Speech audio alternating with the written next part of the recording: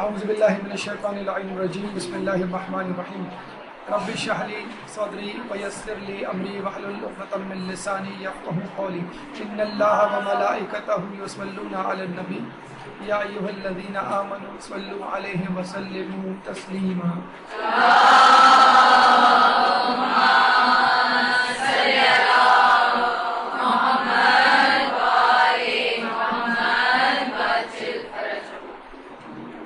سیرت سیدہ سلام اللہ علیہ کے اخلاقی پہلو، یہ ہمارا عنوان ہے، اور اس سے پہلے اس کا حصہ اول دیا جا چکا ہے، جس میں بی بی سیدہ کے فضائل قرآن و روایات کی روشنی میں اور بحیثیت بیٹی ان کا کیا کردار رہا ہے۔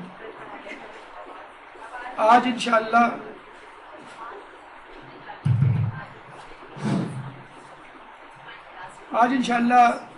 بی بی سیدہ سلام اللہ علیہ کے حوالے سے بحیثیت بیوی ان کے وہ پہلو اجاگر کیے جائیں گے جو شادی کے بعد انہوں نے بطور رفیقہ حیات امام علی کی زندگی میں ان کے ساتھ گزارے۔ اس کے بعد بحیثیت ماں بیوی ہمارے لیے کس طرح مثالی نمونہ ثابت ہو سکتی ہیں، اور چند متفرق پہلو آپ کی زندگی کے آخر میں شہادت۔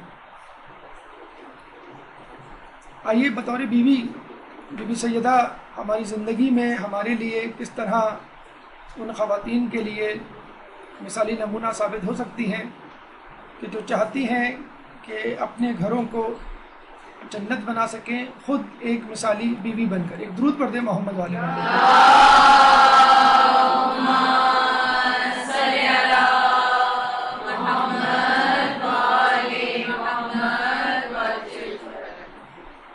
دیکھیں، بحیثیت بیوی ایک عورت کی یہ خواہش ہوتی ہے کہ وہ اپنے شوہر سے تعریفی کلمات سنے اور وہ سرٹیفکیٹ لے کہ جسے وہ لوگوں کو دکھا کر اور خود خداوند قدوس کی بارگاہ میں پیش کر کر سرخرو ہو سکے۔ اور یہ ہم نے آپ کو پہلے بھی بتلایا تھا کہ بہترین شوہر کا سرٹیفکیٹ بیوی سے اور بہترین بیوی کا سرٹیفکیٹ شوہر سے لینا ضروری ہے۔ ہم دیکھتے ہیں کہ شادی کے دوسرے ہی دن مولا کے سسر یعنی خود رسول اکرم صلی اللہ علیہ وآلہ وسلم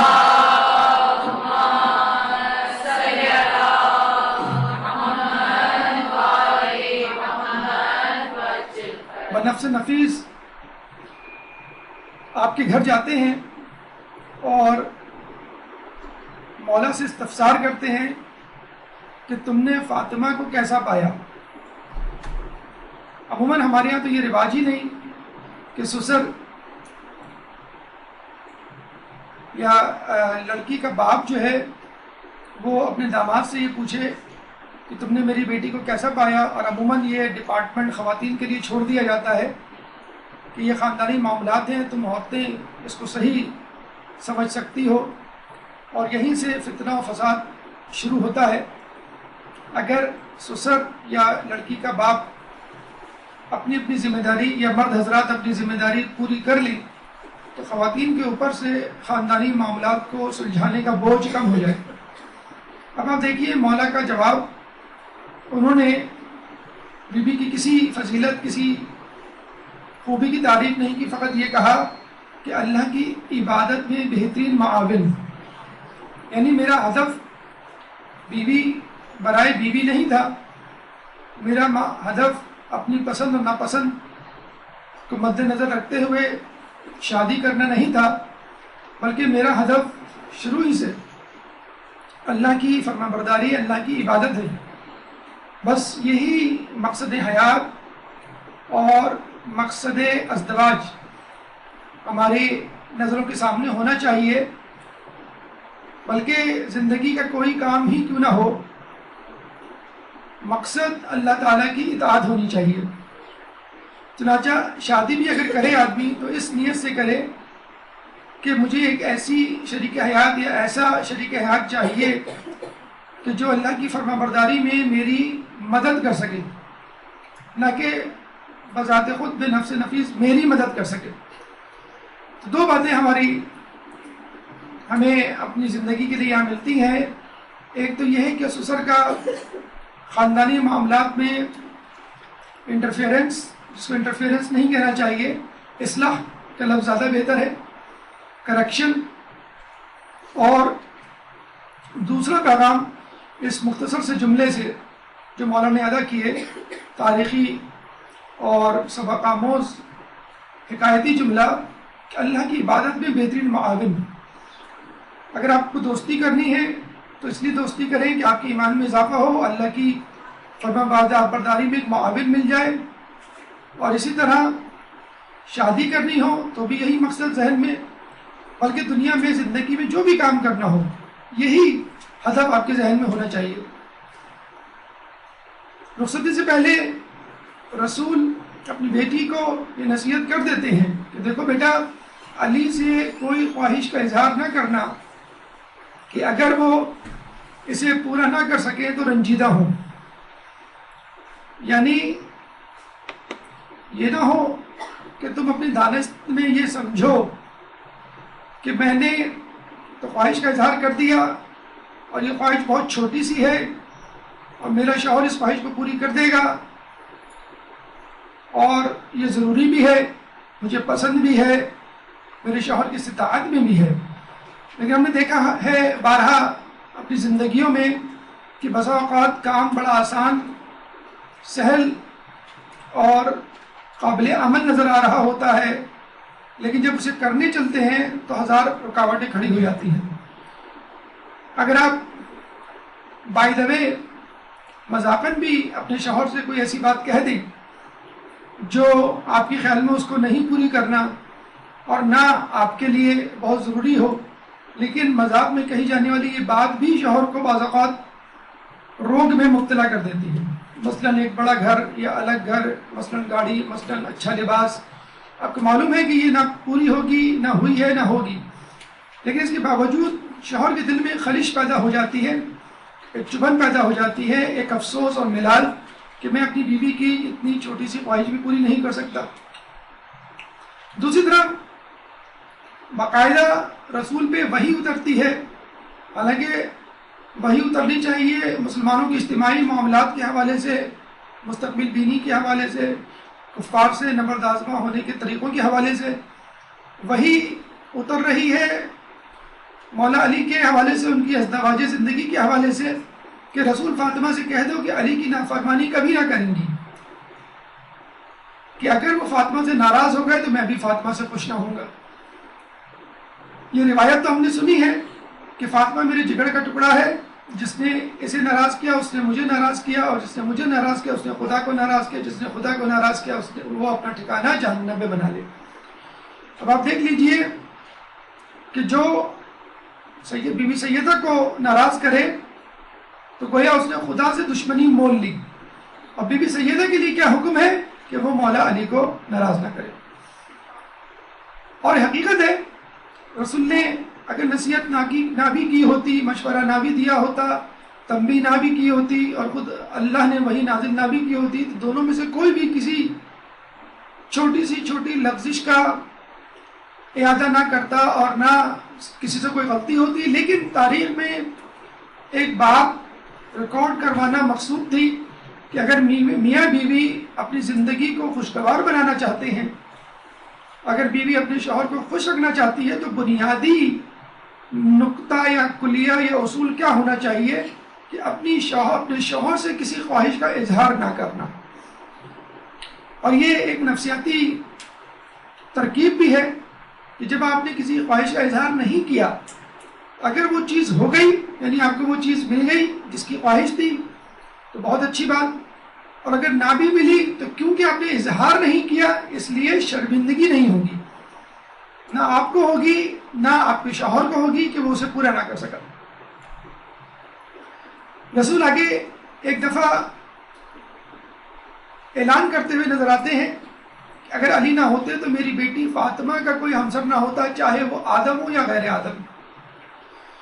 دیکھیں عموماً جب ہم تعریف کرتے ہیں تو اس بات کا احتمال ہوتا ہے کہ مد مقابل کے سوا اگر کوئی اور شخص ہمعصر حریف بیٹھا ہو تو اس کو برا نہ لگے۔ ہم ایک بیٹے کی تعریف کرتے ہیں تو دوسرا بیٹا فوراً کہتا ہے کیا میں اچھا نہیں ہوں، کیا میں قابل تعریف نہیں ہوں۔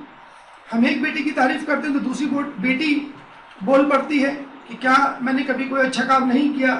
ہم ایک بہو کی تعریف کرتے ہیں تو دوسری بہو ناراض ہو جاتی ہے، کیا مجھ میں کیڑے ہیں یا مجھ میں کوئی خوبی نہیں۔ تو تعریف کا نفسیاتی اصول یہ ہے کہ جب بھی آپ کسی کی تعریف کریں تو اس تعریف میں دوسرے کو بھی شامل کر لیں۔ مثلا شوہر نے آپ کی تعریف کی، آپ نے جھٹ سے کہہ دیا میں بیوی کس کی، آپ فوراً کہہ دیتی ہیں میں بیٹی کس کی۔ تو جب آپ کو بیٹی کی تعریف کرنی ہو تو داماد کو شامل کر لیں، داماد کی تعریف کرنی ہو تو بیٹی کو شامل کر لیں۔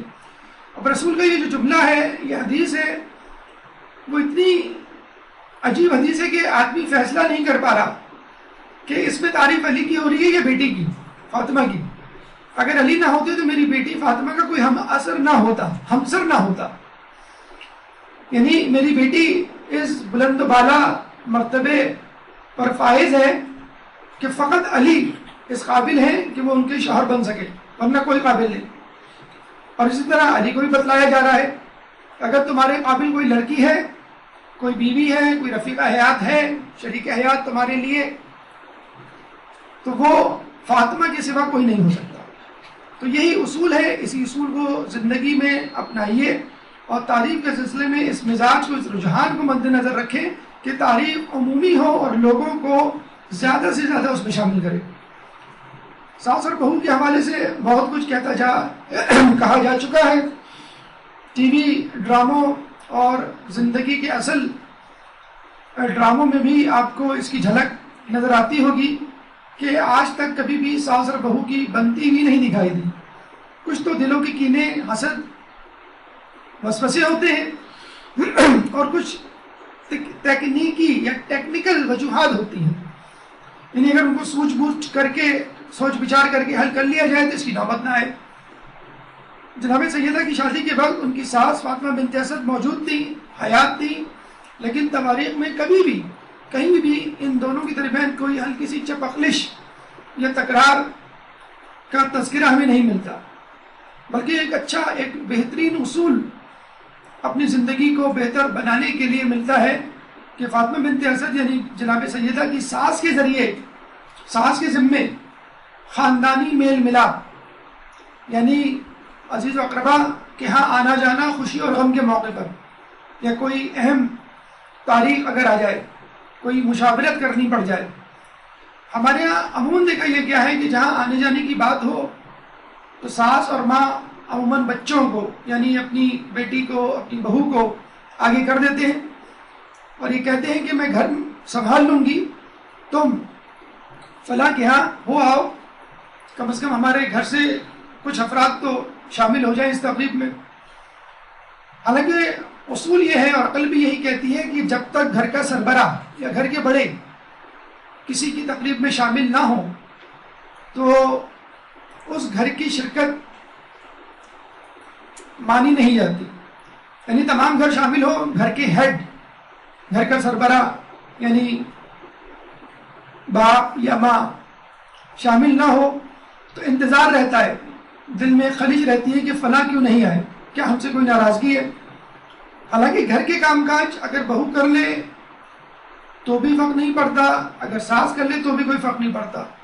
کھانا پکانے کی ہم مثال لے لیں، گھر کی صفائی کی اگر بات کر لیں، لیکن تقریب میں شرکت ایک ایسی اہم ذمہ داری ہے کہ جس کو ترجیحی بنیاد پر پہلے بڑوں کو نبھانا چاہیے اور بحالت مجبوری پھر چھوٹوں کی ذمہ داری ہونی چاہیے۔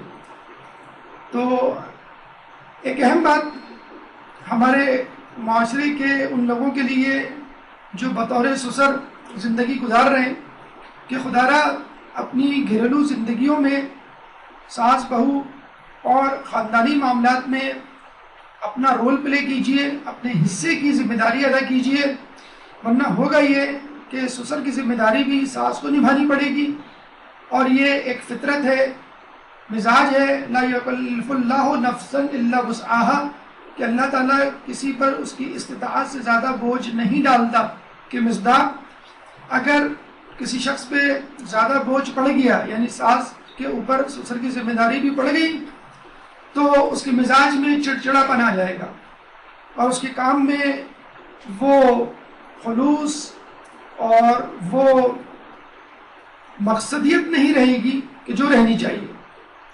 اور دوسری اہم بات، کوشش کریں اگر بیٹی کا معاملہ ہے تو داماد کی تعریف کریں، اور اگر بیٹے کا معاملہ ہے تو بہو کی تعریف کریں۔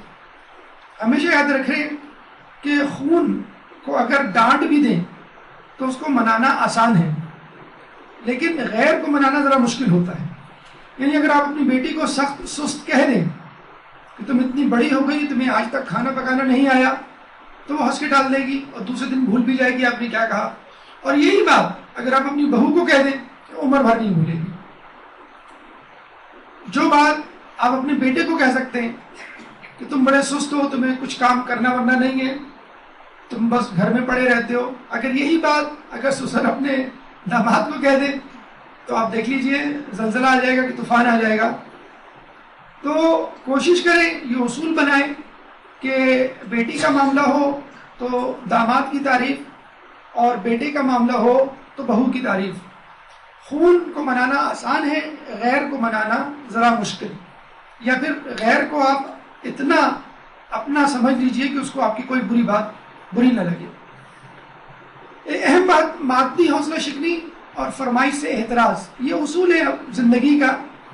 اپنے آپ سے بھی، اپنے نفس سے ایک عہد کر لیجئے کہ کوئی فرمائش نہیں کرنی اپنے آپ سے، اور جب اپنے آپ سے فرمائش نہیں کرنی تو لوگوں سے، آس پاس کے افراد سے بھی فرمائش نہیں کرنی، اور جب فرمائشیں، تمنائیں، خواہشیں کم ہوں گی تو زندگی خود بخود آسان ہو جائے گی۔ لوگ دھوکہ نہیں دیتے بلکہ ان سے وابستہ توقعات دھوکہ دیتی ہیں۔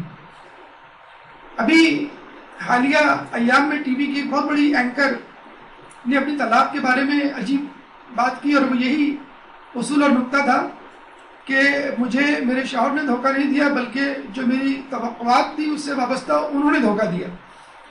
آپ اتنی توقعات باندھے ہی نہ، اور یہی توقعات ہیں بیجا توقعات، جن کو توقعات کہنا ہی نہیں چاہیے، کہ جو خواتین کہتی ہیں کہ یہ ہمارے رائٹس ہیں، وہ ہوتے ہی نہیں ہیں، اور پھر آپ کسی مشکل کا شکار ہو جاتی ہے۔ دوسری اہم بات، مادی حوصلہ شکنی، پہلے سے ہی بتا دی جائے بیٹی کو کہ دیکھو بیٹا، اگر تمہاری کوئی خواہش ہے تو اس کو اپنے شوہر سے اس کا اظہار نہ کرنا، اور یہی زندگی کی کامیابی کا اصول ہے، ازدواجی زندگی کا۔ ہمارے یہاں اس کا ایک الٹا منظرنامہ ہے کہ بیٹی سے پوچھا جاتا ہے باقاعدہ کہ تمہیں تمہارے سسرال میں کیا کیا سہولتیں میسر ہیں، تم سے کہیں بہت زیادہ کام تو نہیں لیا جاتا، تمہیں بہت زیادہ ڈانٹ ٹپٹ کا سامنا تو نہیں کرنا پڑتا، اگر تمہیں کوئی چیز چاہیے تو اور کہنے میں نہ ملے تو اس چیز کو ہمیں بتا دینا، ہم انتظام کر دیں گے۔ یہ ایک اور غلط بات پہ غلط بات، گناہ پہ گناہ ہے کہ ایک تو آپ نے اس کو اکسایا، ترغیب دلائی کہ تمہیں جو چیز ہو کہہ دیا کرو، تمہارا شوہر، تمہاری ساس، تمہارا سسر یہ کام کر دیں گے، اور اگر نہ کر سکے تو ہمیں بتا دیا کرو، ہم کمپنسیٹ، ہم تلافی کر دیں گے۔ اور یہ بات اس سے بھی زیادہ غلط ہے، کیونکہ اس سے ہو سکتا ہے آپ کی بیٹی کی عارضی طور پہ تشفی تسلی ہو جائے، لیکن اس کے سسرال والے ہمیشہ ایک ندامت اور شرمندگی کا اظہار لیے ہوئے اپنے ساتھ چلیں گے کہ اس نے اپنے خاندان والوں کو کیوں ذریعہ بنایا ہماری شرمندگی کے لیے۔ اب آئیے زہد سیدہ کے حوالے سے کچھ گفتگو ہوئی، لیکن اس سے پہلے ایک صلوات۔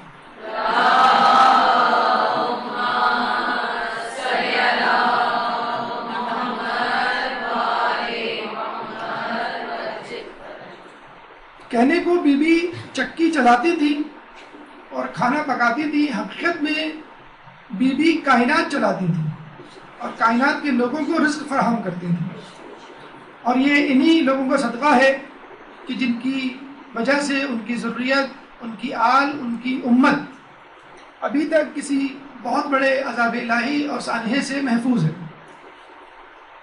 کہا جاتا ہے کہ ایک دفعہ مولا نے پوچھا بی بی سے کہ کھانے میں کچھ ہے، تو بی بی نے کہا 2 دن سے کھانے میں کچھ نہیں۔ اچھا، اس کا مطلب کیا ہوا کہ مولا کو 2 دن بعد بھوک لگی۔ یہ وہ لوگ تھے کہ جن کی ترجیحات میں کھانا پینا سونا آرام تھا ہی نہیں۔ جس طرح ہم کبھی کسی اہم کام میں مصروف ہوتے ہیں، امتحانات میں یا کسی اہم کام میں، اور تو ہمیں کھانے پینے سونے کا پتہ ہی نہیں چلتا، کب کھانے کا وقت آیا، کب گیا، کب سونے کا وقت آیا، کب گیا۔ اور ہمارے یہاں معاملہ کیا ہوتا ہے، اگر کھانے کے بعد 15 منٹ چائے نہیں ملی تو طوفان آ جاتا ہے۔ کھانے میں جو 1 گھنٹہ تاخیر ہو گئی تو زلزلہ آ جاتا ہے۔ یہاں 2 دن بعد مولا پوچھ رہے کھانے کو ہے، تو بی بی کہہ رہی ہے کچھ نہیں کھانے کو، 2 دن سے گھر میں کچھ نہیں ہے۔ تو مولا نے کہا کہ تم نے مجھے بتلایا کیوں نہیں؟ تو بی بی نے کیا جواب دیا کہ میرے بابا نے کہا تھا علی سے کسی خواہش کا اظہار نہ کرنا، اگر وہ پورا نہ کر سکے تو ان کو رنجیدگی ہوگی، وہ افسردہ ہوں گے۔ اب آپ بتلائیے، کھانے کے انتظام کرنے کے لیے تو فرمائش کرنی ہی نہیں چاہیے، یہ تو بیوی کا حق ہے۔ مرد جو ہے وہ کفیل ہوا کرتا ہے گھر والوں کا، اور کھانا لانا کھلانا اس کی ذمہ داری ہے، لیکن اس کے باوجود احتیاط کی انتہا دیکھ لیجئے کہ کھانے کے معاملے میں بھی بیوی نے یہ سمجھا کہ کہیں یہ خواہش نہ بن جائے، اور اگر علی پورے نہ کر سکے تو ان کو افسردگی ہوگی، اور میری بابا کی یہ نصیحت تھی کہ میں ان سے کسی خواہش کا اظہار نہ کروں۔ تو مولا جاتے ہیں بازار، کسی سے 1 درہم ادھار لیتے ہیں، بازار اس نیت سے جاتے ہیں کچھ کھانے پینے کا سامان لیں، وہاں مقداد مل جاتے ہیں۔ مقداد سے حال احوال پوچھتے ہیں تو وہ پریشان نظر آتے ہیں۔ مقداد بن اسود جو مولا کے بہت بڑے مخلص شیعہ تھے، تو مقداد کو چھپانے کی کوشش کرتے ہیں، مولا اصرار کرتے ہیں تو مقداد بتلا دیتے ہیں کہ گھر میں کھانے کو کچھ نہیں۔ تو مولا وہ درہم جو کسی سے قرض لیا ہوا ہوتا ہے وہ مقداد کو دے دیتے ہیں، اور مسجد نبوی آ جاتے ہیں۔ نماز کا اختتام ہوتا ہے تو رسول اللہ مولا سے کہتے ہیں کہ آج ہم تمہارے مہمان ہیں۔ اب آپ دیکھ لیجئے، مہینے کی آخری تاریخ کو کوئی آپ کے ہاں فون کر کے یا کہہ دے کہ ہم آ رہے ہیں، کتنی پریشانی ہوتی ہے ہم لوگوں کو۔ اور مولا کے گھر میں 2 دن سے کھانا نہیں ہے، اور ایک مہمان آنے کو تیار ہے۔ مہمان بھی کون؟ رحمت للعالمین، کہ جس کی جتنی ضیافت کی جائے،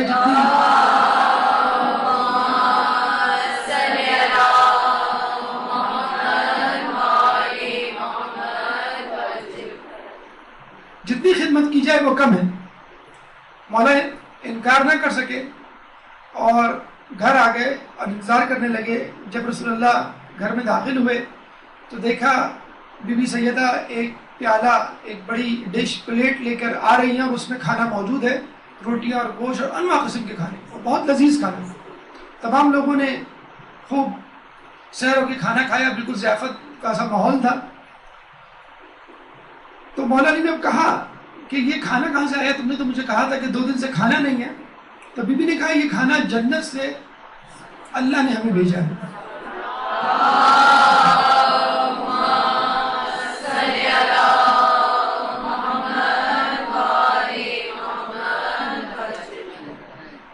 اور ایک روایت میں یہ بھی ملتا ہے کہ رسول اللہ نے جب اس کھانے کو دیکھا تو سجدہ شکر بجا لائے، اور یہ کہا کہ اللہ کا شکر ہے کہ جس نے مریم بنت عمران کی طرح مجھے بھی ایسی بیٹی دی کہ جس کے لیے جنت سے کھانا آتا ہے۔ اور یہ آیت پڑھی دخل علیہا زکریا المحراب وجد عندہا رزقا، کہ جب زکریا محراب میں داخل ہوئے تو اس کے پاس کھانا پہلے سے موجود پایا۔ بی بی مریم جب عبادت کیا کرتی تھی تو ان کے کھانے پینے کی حفاظت کی ذمہ داری جناب زکریا علیہ السلام کے حوالے تھی، اور جب ان کو تاخیر ہو جاتی یا وہ نہیں جا پاتے تو دیکھتے کہ بی بی مریم کے پاس پہلے سے کھانا موجود ہے۔ تو ظاہر سی بات ہے کہ بی بی مریم چونکہ اپنے زمانے کی عورتوں کی سردار تھی، اور بی بی سیدۃ النساء العالمین یعنی تمام عالمین کی سردار،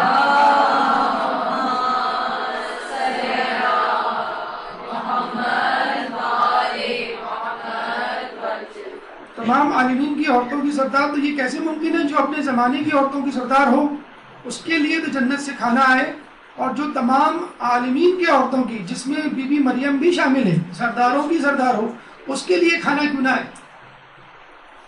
اور بی بی سیدہ کی ذات تو بہت دور کی بات ہے، بیوی کی کنیزوں کے پاس کھانا جنت سے آیا کرتا تھا۔ بی بی فضہ نے دیکھا ایک دفعہ رسول مولا کی دعوت پر آئے ہیں، اس کے بعد بی بی نے کہا کہ میں بھی آپ کی دعوت کروں گی، رسول آئے۔ اس کے بعد امام حسن نے کہا میں بھی آپ کی دعوت کروں گا، رسول آئے۔ اس کے بعد امام حسین نے کہا میں بھی آپ کی دعوت کروں گا۔ جب چاروں کی دعوت پر رسول آ گئے تو بی بی فضہ نے کہا رسول سے میں بھی آپ کی دعوت کرنا چاہتی ہوں۔ اور جب 5ویں دن رسول اللہ تشریف لائے تو امام علی نے بی بی فضہ سے کہا کہ تم نے ہمیں کیوں نہیں بتلایا دعوت کا، اگر تم بتلا دیتی تو ہم تمہارے لیے کچھ انتظام کر لیتے۔ تو بی فضہ نے کہا کہ کوئی بات نہیں، انشاءاللہ اللہ انتظام کر دے گا۔ کمرے میں جاتی ہیں، 2 رکعت نماز پڑھتی ہیں اور اللہ کو کہتی ہیں کہ تیرا محبوب رسول دعوت کے لیے آیا ہے، کچھ انتظام کر دے اور ان کے لیے بھی جنت سے خوان۔ تو یہ وہ طریقہ کار ہے جو خود ہمارے لوگوں کو، معاشرے میں موجود لوگوں کو اپنانا چاہیے کہ اگر کسی تکلیف کا، مصیبت کا، پریشانی کا سامنا ہو جائے تو اس 2 رکعت نماز کو نہ بھولیں، اور اس 2 رکعت نماز کو ادا کرنے کے بعد اس تکلیف، اس مصیبت سے چھٹکارے کے لیے اللہ سے کوئی سبیل مانگے، اللہ تعالیٰ ضرور اس کا انتظام کرے گا۔ تو بی بی فضہ کے لیے جب کھانا آ سکتا ہے جنت سے، جو بی بی سیدہ کی کنیز تھی، تو انشاءاللہ بی بی کے چاہنے والوں کے لیے بھی جنت سے خوان آ سکتا ہے، کم از کم ان کی روزی میں برکت ضرور ہو سکتی ہے۔ رسول ایک دفعہ اپنی بیٹی کو سونے کا ہار، نیکلس پہنے ہوئے دیکھتے ہیں، تو بی بی فرماتی ہے کہ یہ ہار مجھے علی نے دیا ہے، یعنی جو مال فہ ملا تھا اس سے مولا علی نے اس ہار کو خرید کے میرے حوالے کیا ہے۔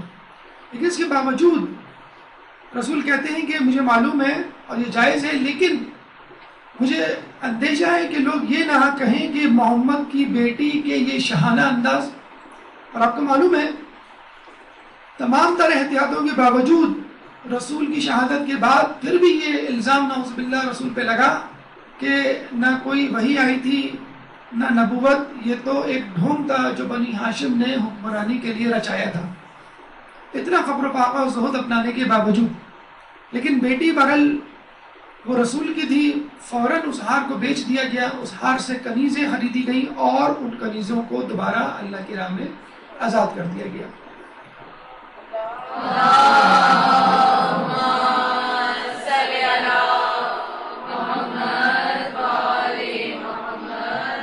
اسی طرح ملتے جلتا ایک واقعہ ملتا ہے کہ جب رسول اللہ بی بی کے دروازے سے گزرے تو دیکھا بی بی کے دروازے پہ پرانا کپڑا نہیں بلکہ ایک نیا پردہ لگا ہوا،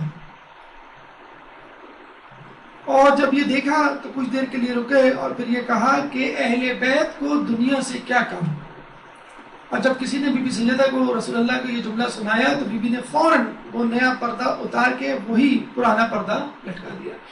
اتنی زیادہ احتیاط تھی، نہ صرف اپنے لیے بلکہ اپنے خانوادے کے لیے بھی، اپنے گھر والوں کے لیے بھی، کہ میرے ساتھ میرے گھر والے بھی اس عظیم مرتبے کو پہنچیں جس کے لیے اللہ نے مجھ سے وعدہ کیا ہے۔ اور یہی طریقہ کار، یہی سنت ہمیں بھی اپنانی چاہیے کہ ہم نہ صرف اپنے لیے فکر مند ہوں خدا کی رضا، خدا کی جنت کے حوالے سے، بلکہ اپنے گھر والوں کے لیے بھی فکر مند ہوں۔ اسی طرح ایک اور واقعہ ہمیں رسول کی زندگی سے ملتا ہے کہ ایک شخص اعرابی، بڑا ہی گستاخ، بڑا ہی دشمنان اہل بیت، اسلام کا دشمن، رسول کے پاس آیا اور چلا کے چیخ کے کہنے لگا محمد۔ رسول نے کہا محمد۔ اسے رسول کی عادت تھی اگر ان کو کوئی محمد پکارتا تو رسول بھی محمد کہتے، اگر کوئی احمد کہتا تو رسول بھی احمد کہتے، اور اگر کوئی کہتا یا رسول اللہ تو رسول کہتے لبیک۔ اب دیکھ لیجئے رسول کی فطرت، ائمہ کی سنت کیا پہلو رکھتی ہے، کیا پیغام رکھتی ہے کہ ان کی ہر بات میں، ہر ادا میں اسلام سے محبت، اسلام کی تبلیغ کا پہلو نمایاں ہے۔ یعنی اگر کسی نے یا رسول اللہ کہہ دیا تو اس کا مطلب کیا ہوا؟ اس نے اللہ کی شہادت بھی دے دی، توحید کی، اور خود رسول کی رسالت کی بھی شہادت دے دی۔ اور فقط محمد کہا، احمد کیا کہا تو فقط نام لیا۔ اس لیے یا رسول اللہ اگر کوئی کہتا تھا تو رسول اللہ لبیک کہا کرتے تھے۔ اس شخص نے محمد کہا، آپ نے محمد کہا۔ پھر وہ آگے آیا اور بہت بدتمیزی والے لہجے میں، گستاخانہ لہجے میں رسول کو مخاطب کر کے کہہ رہا ہے کہ تم نے اپنی جادوگری کا جال بچھا دیا عرب میں اور لوگوں کو اسلام کی طرف بلا رہے ہو۔ اگر مجھے اپنے قبیلے کی دشمنی کا خیال نہ ہوتا تو میں اس تلوار سے تمہاری گردن اڑا دیتا۔ نعوذ باللہ۔ رسول نے کہا کہ کیا تمہارے قبیلے میں اسی طرح کسی کی محفل میں بلا اجازت آ کر گستاخی کی جاتی ہے. تھوڑا سا شرمندہ ہوا اور کہنے لگا کہ اگر تم مجھے یہ معجزہ دکھا دو تو میں اسلام لے آؤں. پوچھا گیا کون سا معجزہ؟ تو اس نے اپنی آستین سے ایک جانور 100 سمار جو ایک صحرائی چھپکلی ہوتی ہے وہ نکالی. چھپکلیوں کی، جو لوگ چھپکلی سے ڈرتے ہیں، چھپکلیوں کی 5000 اقسام ہیں، 5000. اس میں سے ایک صحرائی چھپکلی بھی ہے. اس کو نکالا اور یہ کہا کہ اگر یہ چھپکلی تمہاری رسالت کی گواہی دے دے تو اچھا ہمارے ہاں تو یہ ہے کہ آئمہ اور انبیاء کے لیے جانور اور درندے بھی جو ہے وہ گواہی دیتے اور ان کے قدموں پہ لوٹ جاتے. تو چھپکلی نے باقاعدہ گواہی دی اور رسول کی مدحت میں اشعار پڑھے.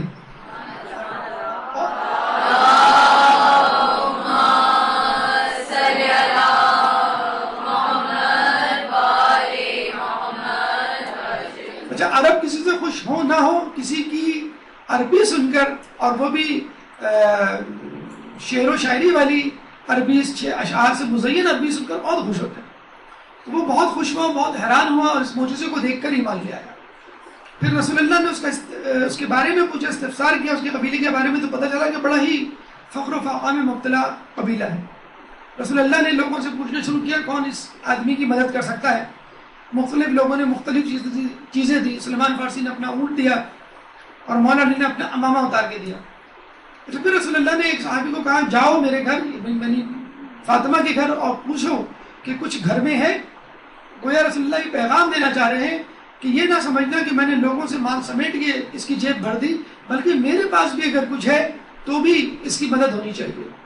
جب صحابی آپ کے گھر جاتے ہیں تو بی بی سیدہ کے بارے میں جیسے آپ کو بتایا گیا کہ 2 دن سے کھانے کو نہیں ہوا کرتا تھا، تو کیا چیز ہو دینے کو؟ بی بی نے اپنی چادر اس صحابی کو دے دی کہ جاؤ یہ چادر یہودی شمعون کے ہاں گروی رکھوا دو اور اس سے 3 سا، ایک سا 3 کلو کا، 3 سا کھجور اور 3 سا جو لے آؤ. وہ صحابی اس یہودی کے پاس جاتے ہیں، وہ یہودی کھجور اور جو دے دیتا ہے اور اس چادر کو اپنے گھر کے کمرے میں رکھ دیتا ہے. رات میں اس کی بیوی جب اٹھتی ہے تو دیکھتی ہے اس کمرے سے جہاں بیوی کی چادر رکھی تھی ایک نور طلوع ہو رہا ہے.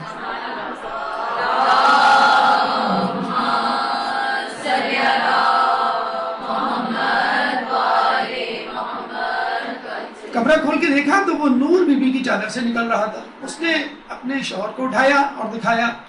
اس طرح اس کے آس پڑوس اور عزیز و قارب قبیلے کے لوگ جمع ہو گئے. 80 افراد نے اپنی آنکھوں سے جب یہ معجزہ دیکھا تو اسی وقت ایمان لے آئے.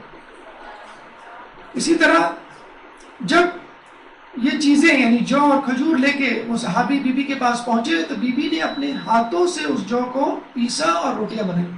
لیکن یہ بھی ایک پیغام ہے ہمارے لیے، جب ہم کسی کو کوئی چیز دیتے ہیں تو کوشش کرتے ہیں کہ کمتر چیز دیں، حالانکہ بہتر چیز دینی چاہیے. لن تنالوا البر حتى تنفقوا مما تحبون، کہ تم اس وقت تک نیکی کو نہیں پہنچ سکتے جب تک اپنی بہترین چیز میں سے کچھ اللہ کی راہ میں قربان نہ کرو. ہم میں سے کتنے لوگ ہیں جو اپنے روزمرہ کے استعمال کے جوڑے لباس کسی کو دیتے ہیں، اپنے گھر میں پکائی جانے والی بہترین غذائیں طعام کسی سائل یا فقیر کو دیتے ہیں. جس کھانے سے بو اٹھ رہی ہو، جو کھانا مشکوک ہو جائے، وہ اپنی ماسی یا اپنی نوکرانی یا کسی فقیر کو دے دیتے ہیں کہ یہ کچھ عجیب سا لگ رہا ہے. کوئی کپڑا اگر پھٹ جائے یا رنگ اتر جائے اس کو ہم کسی کو ضرورت مند کو دے دیتے ہیں. تو اگر کسی کو دینا ہو تو بہترین صورت میں اور اس طرح دیا جائے کہ جو چیز آپ استعمال کر رہے ہیں جس طرح استعمال کر رہے ہیں اسی طرح دی جائے. جب یہ چیزیں لے کر وہ اعرابی اپنے قبیلے بنو سلیم اس کا نام تھا قبیلے کا، وہاں پہنچا تو تمام ماجرا سنایا اور اس قبیلے کے لوگ جو 4000 کی تعداد میں تھے اسی وقت ایمان لے آئے. اور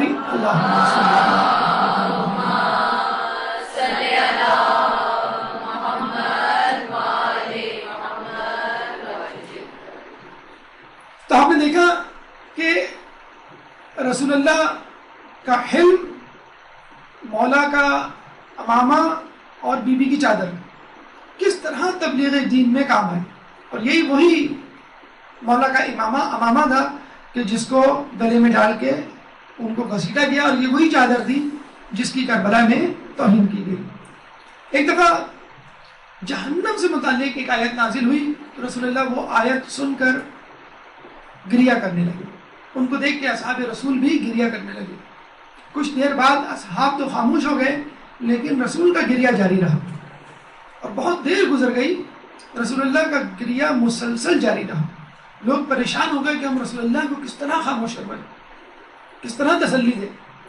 تو لوگوں کو یہ خیال آیا کہ رسول اللہ کسی بھی حالت میں ہو, کتنے ہی غمگین کیوں نہ ہو, جب بی بی کو دیکھتے ہیں تو خوش ہو کے کھڑے ہو جاتے ہیں. چنانچہ کسی نے مشورہ دیا کہ جاؤ بی بی کو بلا کے لاؤ. تو ایک صحابی بی بی کے گھر گئے تو پتہ چلا کہ اندر سے چکی پیسنے کی آواز آ رہی ہے اور بی بی یہ تلاوت کر رہی ہیں آیت وَمَا عِندَ اللَّهِ خَيْرٌ وَأَبْقَىٰ, کہ جو کچھ اللہ کے پاس ہے وہ بہتر ہے اور باقی رہنے والا ہے. دیکھیے بہترین طریقہ کار ہے اپنے نفس کو مائل کرنے کا خدا کی اطاعت کے لیے. اگر آپ کا دل کبھی دنیا کی مصیبتوں سے, حوادث زمانہ سے, حادثات سے اور لوگوں کی باتوں سے شکستہ ہو جائے, ٹوٹ جائے, غمگین ہو جائے, تو ان نعمتوں کا خیال کیجئے, ان نعمتوں کو اپنے دل میں لائیے, ذہن میں لائیے جو اللہ کے پاس موجود ہے. اور یہ چھوٹے چھوٹے پیغامات, چھوٹی چھوٹی آیات جو فقط 5 منٹ یا 5 مرتبہ کی گردان سے یاد ہو سکتی ہیں, اپنے آپ کو, اپنے بچوں کو یاد دلائیے. کہ جب آپ بازار جائیں, بچے کسی چیز کے کام کی ضد کریں تو ان کو یاد دلائیے کہ بیٹا جب کوئی ایسی صورتحال ہو, جو چیز تم چاہو تمہیں نہ ملے, تو دعا کرو اللہ تمہیں اس سے بہتر چیز قیامت میں, جنت میں تمہیں عطا کرے. اور یہ آیت ذہن میں لے کے آئیے اور اس کو زبان سے دہرائیے. یہاں یہ بات یاد رہے کہ کسی چیز کا خیال ایک اپنی جگہ اہمیت رکھتا ہے, لیکن کسی چیز کا تذکر, ذکر الہی یا ذکر خود ایک اہمیت رکھتا ہے. تو زبان سے بولنے کی اپنی ایک الگ اہمیت ہوتی ہے. کہتے ہیں کہ جب بھی ہم کوئی چیز یا لفظ ادا کرتے ہیں اپنی زبان سے تو ہوا میں ایک ارتعاش پیدا ہوتا ہے. آپ کے جسم میں زبان کی وجہ سے ایک ارتعاش, ایک وائبریشن پیدا ہوتی ہے. جس طرح ایک خاص طریقے سے زبان اور حلق اور ہونٹ اور مخارج کو استعمال کر کے الفاظ ادا ہوتا ہے, اسی طرح آپ کا جسم بھی ایک خاص طریقے پر ارتعاش پیدا کر کے اس عمل کو دہراتا ہے. تو کہتے ہیں کہ جب ذکر الہی سے یا کسی خاص ذکر سے اس کی فریکوینسی یعنی زبان کی اور اس آواز کی جو اس ذکر سے پیدا ہوئی ہے وہ آپ کے اعضاء و جوارح کی فریکوینسی سے میچ کر جائے تو پھر آپ کے لیے اس بات پہ عمل کرنا آسان ہو جاتا ہے, جس بات کو, جس کلمے کو آپ ادا کر رہے ہیں. جب بی بی نے یہ سنا کہ رسول اللہ کی یہ حالت ہے کہ وہ گریہ کر رہے ہیں مسلسل اور خاموش نہیں ہو رہے, چپ نہیں ہو رہے اور اتنا زیادہ غم میں مبتلا ہیں, تو بی بی فوراً مسجد نبوی میں آئی. کہتے ہیں کہ جب بی بی مسجد نبوی آئی تو ان کی چادر جو اوڑھی ہوئی تھی 12 پیبند لگے ہوئے تھے. دیکھیے آج کل تو پیبند کیا, پیبند لگے لباس کیا ہے, شاید پیبند اور رفو کے ناموں سے لوگ واقف نہ ہوں. ایک زمانے میں رفو کیا ہوتا تھا کہ اگر کسی لباس میں سوراخ ہو جائے, کوئی ہول ہو جائے, پھٹ جائے, تو اگر وہ کم ہو تو اس کو رفو کیا کرتے تھے اسی لباس کے کپڑے کے رنگ سے. اور بڑا مہنگا رفو ہوا کرتا تھا کہ اگر فرض کر لیں 100 روپے کا لباس ہے تو 25 روپے کا رفو. اسی طرح پیبند, اگر لباس پھٹ جائے, رفو کی گنجائش نہ ہو تو پیبند لگائے جاتے تھے. آج کل تو کوئی فقیر بھی پیبند لگے کپڑے نہیں پہنتا ہوا آپ کو نظر آئے گا. آپ کا جوڑا, آپ کا لباس اگر اس میں دھاگا نکل آئے یا رنگ اتر آئے تو آپ اس کو ڈسکارڈ کر دیتے, پھینک دیتے. بلکہ 2-3 مرتبہ اگر آپ نے پہن لیا کسی کے سامنے, کسی تقریب میں لوگوں کے, تو آپ نے کہا اب اس کو تبدیل کرنا. تو بی بی جو ہے وہ اس چادر کو پہن کے آئی جس میں پیبند لگے ہوئے تھے. اچھا ہم پیبند کس چیز کا لگاتے ہیں؟ اگر کپڑا پھٹ جائے تو ہم کسی دوسرے کپڑے کا پیبند لگا دیتے ہیں, یا اسی کپڑے کا یا اسی رنگ کا کوئی کپڑا بطور پیبند لگا دیتے. بی بی کی چادر میں جو 12 پیبند تھے وہ کھجور کے پتوں کے پیبند تھے, کسی کپڑے کے پیبند نہیں تھے. لیف خرما, کھجور کے پتوں کے پیبند لگے ہوئے تھے. بی بی کی یہ چادر دیکھ کے, پیبند زدہ چادر دیکھ کے سلمان فارسی جو ہے وہ گریہ کرنے لگے. تو لوگوں نے پوچھا کیوں گریہ کر رہے ہو؟ تو کہنے لگے کہ دختران قیصر و کسریٰ ریشموں کا خواب کے جوڑے پہنے اور رسول کی بیٹی اس حالت میں. تو بی بی نے فرمایا کہ ہمارے پاس 5 سال سے اونٹ کی ایک کھال ہے جس کو ہم بطور چادر استعمال کرتے ہیں. جس پہ حسن و حسین رات کو سوتے ہیں اور صبح اسی کھال میں ہمارا اونٹ چارہ کھاتا ہے. ہمارے پاس چمڑے کا ایک تکیہ ہے کہ جس میں لیف خرما یعنی کھجور کے پتے بھرے ہوئے. بلکہ ایک روایت میں تو ہے کہ بی بی اسی چادر کو یعنی اسی اونٹ کی کھال کو دن میں پہنا کرتی تھی. ایک دفعہ اسی اونٹ کی کھال کی چادر کو پہنی ہوئی تھی اور چکی چلا رہی تھی, بچے کو دودھ پلا رہی تھی. جب رسول اللہ نے ان کو دیکھا تو غمگین ہوئے. بی بی نے کیا کہا کہ میں اللہ تعالیٰ کی نعمتوں اور بخششوں پر اس کا شکر ادا کرتی ہوں. کہنا تو یہ چاہیے تھا کہ میں صبر کرتی ہوں, کہنا تو یہ چاہیے تھا یہ مصیبت کے لمحات انشاءاللہ گزر جائیں گے. نہیں, اللہ کی نعمتوں اور بخششوں پر شکر ادا کرتی ہوں. تو رسول اللہ نے کہا کہ تم نے دنیا کی تلخی کے بدلے آخرت کی شیرنی خریدی. اور اسی وقت قرآن کی یہ آیت اتری وَلَسَوْفَ يُعْطِيكَ رَبُّكَ فَتَرْضَىٰ, ہم تمہیں عنقریب اتنا دیں گے کہ تم خوش ہو جاؤ گے, تم راضی ہو جاؤ گے. کہتے ہیں کہ قرآن کی اس آیت سے زیادہ خوشخبری دینے والی کوئی آیت رسول پہ نہیں اتری, اور اس کا وسیلہ کون بنی؟ بی بی سیدہ.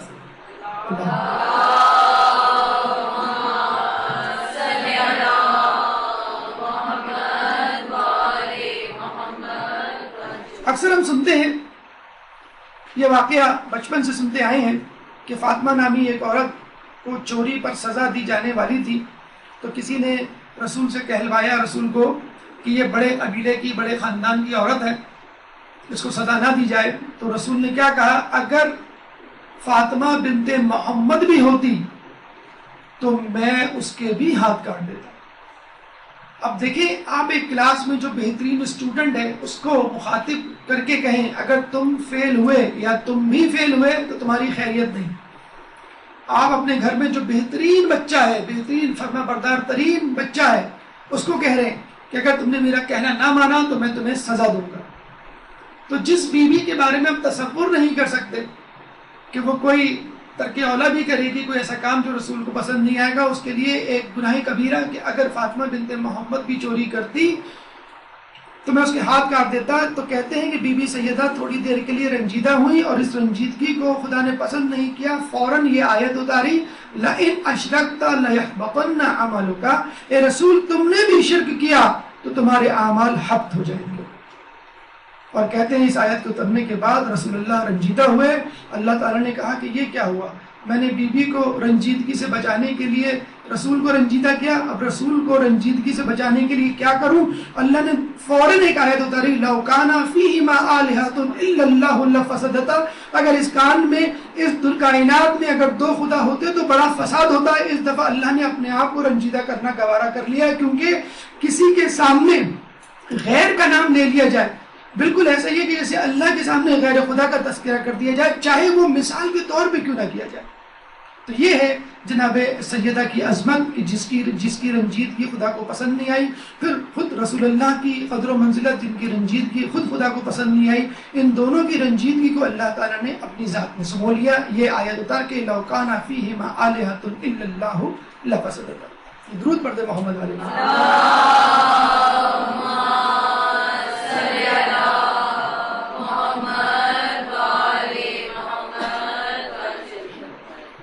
تو اس لمحے اس مرحلے پہ آ کر ہمیں اپنے گریبانوں میں جھانکنا چاہیے, اپنے ذہن کے نہا خانوں کو ٹٹولنا چاہیے, اور اپنی فرمائشوں, اپنی شکایتوں, اپنے ناشکرے پن پر غور کرنا چاہیے. اور یہ احادیث اور اس قسم کے مفاہیم ہمارے سامنے پہلے گزر چکے ہیں کہ اگر کوئی عورت یہ کہے کہ میں نے تم میں کوئی بھلائی نہیں دیکھی تو اس کے سارے اعمال حبط ہو جاتے. نافرمان بیوی اور نافرمان غلام کی دعا ان کے سر سے اوپر نہیں جاتی. تو اگر آپ خدا کی دی ہوئی نعمتوں کا ناشکرہ پن کریں گی یا اپنے شوہر کی نافرمانی کریں گی تو احادیث میں اس کی سخت مذمت آئی ہے. نہ صرف یہ کہ اس نافرمانی کی سزا ملے گی بلکہ آپ کی جو دیگر نیک اعمال ہیں وہ بھی حبط ہو جائیں گے. عبادت سیدہ لوگوں سے پوشیدہ نہیں. خصوصی طور پہ شب جمعہ بی بی عبادت کیا کرتی تھی اور اپنی ذات کو بھول کر پڑوسیوں کے لیے, آس پاس کے لوگوں کے لیے اتنی دعائیں مانگی تھی, اتنی زیادہ دعا مانگتی تھی کہ لوگ کہتے تھے کہ بی بی آپ خود اپنے لیے تو دعا مانگے. تو بی بی کہا کرتی تھی کہ اجار سمت دار, کہ پہلے پڑوسی اور پھر گھر والے. اور نہ صرف دنیا کی حد تک، خود قیامت میں کہا یہ جاتا ہے کہ بی بی اس وقت تک جنت میں نہیں داخل ہوں گی جب تک آخری شیعہ بھی جہنم سے آزاد ہو کر جنت میں نہ داخل ہو جائے. اور یہ حقیقت ہے. بعض اوقات لوگ یہ سوچتے ہیں کہ اگر ہم نے دین پہ توجہ دی، دین کے کام کیے، تبلیغ میں آ گئے میدان میں، یا عبادت کی طرف رجحان ہو گیا ہمارا، تو ہمارے گھر کے کام کاج ڈسٹرب ہو جائیں گے. تو یقین کیجئے جو لوگ دیندار ہیں، جو عبادت کرتے ہیں، جو دین کا کام کرتے ہیں، ان کے ساتھ بھی ضروریات زندگی چمٹی ہوئی ہیں، اور ان لوگوں کے ساتھ بھی ضروریات زندگی لگی ہوئی ہیں کہ جو دین کا کام نہیں کرتے. لیکن ہمارا مشاہدہ ہے معاشرے کہ یہ شواہد ہیں، یہ مثالیں ہمارے سامنے ہیں کہ جن جن لوگوں نے خدا کے کام کے لیے کمر بستہ ہوئے اپنی کمر باندھی، ان کے کاموں کو اللہ نے آسان کر دیا. اتنا آسان کر دیا کہ ان کو محسوس ہی نہیں ہوا اور پتہ ہی نہیں چلتا کہ ان کی ضروریات کب کہاں سے پوری ہوتی. بی بی کو جو کنیز دی اللہ نے، اللہ کے رسول نے، بہترین کنیز، جو خود اس کے تقوی کے اور علم کے قصے جو ہیں وہ ختم ہونے کو نہیں آتے. کہتے ہیں کہ جب بی بی عبادت میں مشغول ہوتی تو ان کا جھولا، بچے کا جھولا جبرائیل علیہ السلام جھلاتے، اور چکی و قابیل نامی فرشتہ چلاتا تھا.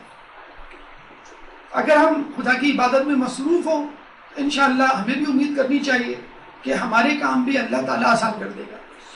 اور کبھی مولا علی خود بنفس نفیس اپنے ہاتھوں سے بی بی کے کاموں کو اپنے ہاتھ میں لیتے، دالوں کا چننا اور گھر کے چھوٹے موٹے کام کرنا اپنے ہاتھوں سے. جن انگلیوں نے ذوالفقار کو چلایا ہو وہی انگلیاں دالوں کو چلا کرتے.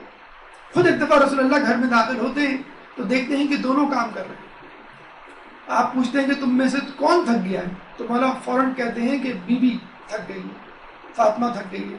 تو رسول اللہ کہتے ہیں کہ ٹھیک ہے، تم اپنے حصے کا کام مجھے دے دو. تو یہ یقین کیجئے، یہ بات یاد رکھ لیجئے، جب اللہ کا کام کریں گی، جب عبادت کریں گی، واجبات کی ادائیگی کریں گی، تو لوگ آپ سے ناراض نہیں ہوں گے. انشاءاللہ لوگوں کے دلوں میں اللہ آپ کی محبت، جو اللہ سے محبت کرتا ہے اس کی محبت اللہ تعالیٰ لوگوں کے دلوں میں ڈال دیتا ہے. ایک ہیبت ہوتی ہے، ایک رعب ہوتا ہے، ایک محبت ہوتی ہے، ایک عظمت، ایک جلالت، کہ جس کی وجہ سے لوگ آپ کی طرف کھنچاتے ہیں اور آپ کے کام کرنے کو اپنے لیے ایک اعزاز سمجھتے ہیں. لیکن کوشش کیجئے کہ اس عبادت میں ایک توازن ہو. بی بی کے بارے میں آپ نے سنا ہوگا، مصائب میں آپ سنتے ہیں کہ جس دن ان کی شہادت تھی اس دن انہوں نے بچوں کو نہلایا، دھلایا، کپڑے پہنائے اور کام کیا گھر کا اور کھانا پکایا اس دن، کہ میری شہادت کی وجہ سے یہ نہ ہو کہ کوئی کام رہ جائے اور کسی کو کسی چیز کی ضرورت ہو اور وہ کسی تکلیف اور زحمت میں مبتلا ہو جائے. تو جاتے جاتے اپنی شہادت کے دن کا کام بھی بی بی پہلے سے کر کے گئی. لیکن ہمارا رویہ عموماً دین کے حوالے سے تھوڑی سی بے اعتدالی کا شکار ہو جاتا ہے. جب ہم عبادت پر آتے ہیں تو اتنی عبادت کرتے ہیں، اتنی عبادت کرتے ہیں کہ ہمارے آس پاس کے لوگ، ان کے حقوق جو ہیں وہ سلب ہو جاتے ہیں. یعنی گھر میں کھانے کے حوالے سے، گھر میں صفائی کے حوالے سے، گھر میں بچوں کی تعلیم و تربیت کے حوالے سے بہت ساری بے اعتدالیاں سامنے آ جاتی ہیں جو ہمیں نہیں کرنی چاہیے. کوشش کرنی چاہیے کہ بی بی کی طرح ہر کسی کو اس کا حق دیا جائے اور ہر قسم کے فرائض کو، کاموں کو امپورٹنٹ سمجھا جائے. اور ایک بات ہمیشہ ذہن میں یاد رکھیں، جب بھی دو آپشن آپ کے سامنے ہوں کہ میں اپنا کام کروں کہ اپنے شوہر کا، میں دوسروں کا کام کروں کہ اپنے شوہر کا، تو عورت کا جہاد شوہر کے ساتھ حسن سلوک ہے. اگر آپ نے اپنے شوہر کے ساتھ حسن سلوک روا رکھا تو یقین کیجئے کہ یہ اس جہاد کے برابر ہے کہ جو مرد حضرات میدان جنگ میں کرتے ہیں. وہ جہاد کبھی کبھی ہوتا ہے اور اس کا موقع کبھی کبھی کسی کو ملتا ہے، لیکن عورت کے لیے تو کتنی اچھی اور خوبی کی بات ہے کہ اس کو یہ جہاد روزانہ اپنے گھر میں میسر ہے. کسی جگہ میدان میں جانے کی ضرورت نہیں، کسی دشمن کے سامنے کھڑے ہونے کی ضرورت نہیں، کسی خاص موقع یعنی جنگ کے وقت کا انتظار کرنے کی ضرورت نہیں. عورت اگر خاوند کا حق ادا نہیں کرتی تو سمجھ لینا چاہیے کہ وہ اللہ کے حقوق بھی ادا نہیں کر سکتی. بالکل سمپل سا فارمولہ اور کلیہ ہے کہ اگر آپ کا شوہر آپ سے راضی نہیں تو اللہ بھی آپ سے راضی نہیں. اگر آپ نے اپنے شوہر کے حقوق ادا نہیں کیے تو سمجھ لیجیے کہ آپ نے اپنے خدا کے بھی حقوق ادا نہیں کیے. رسول فرماتے ہیں کہ اگر خدا کے علاوہ کسی کو جائز ہوتا تو میں عورتوں کو حکم دیتا کہ اپنے شوہروں کو سجدہ کرے. اتنی زیادہ تاکید شوہروں کی عزت اور احترام کے حوالے سے کہ اگر آپ نے اس کے حق کو ادا کر دیا تو جہاد بھی ہو گیا، اللہ بھی آپ سے راضی ہو گیا اور اس کا رسول بھی آپ سے راضی ہو گیا۔ حجاب سیدہ کے حوالے سے کچھ باتیں، لیکن اس سے پہلے ایک درود پڑھ دیجیے محمد علیہ۔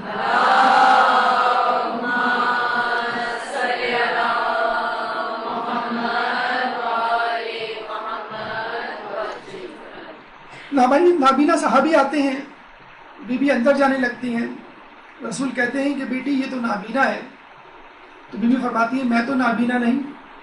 رسول فوراً فرماتے ہیں فاطمہ بدعۃ منی، کہ فاطمہ میرے ہی جگر کا ٹکڑا ہے، یعنی وہ وہی بات کہے گی جو میرے دل میں ہوگی۔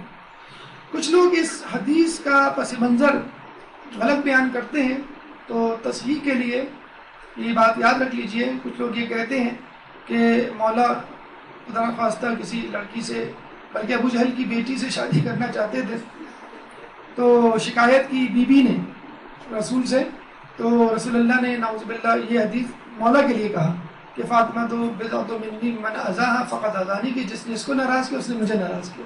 تو یہ انتہائی غلط افسانہ ہے جو تراشا گیا ہے۔ یہ حدیث اس وقت کہی تھی رسول اللہ نے جب نابینا صحابی آئے تھے اور فاطمہ جناب سیدہ نے حجاب کے لیے اندر جانا چاہا۔